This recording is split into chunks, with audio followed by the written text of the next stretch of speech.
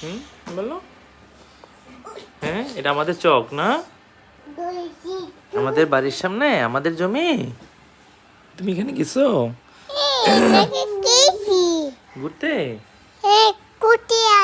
কার সাথে? নানার সাথে?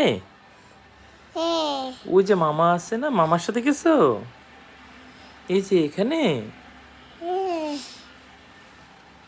বলো, একটা লাইক দেন। আপনাদের ভালো লাগলে একটা লাইক দেন। ভালো ভালো লাগলে বলো,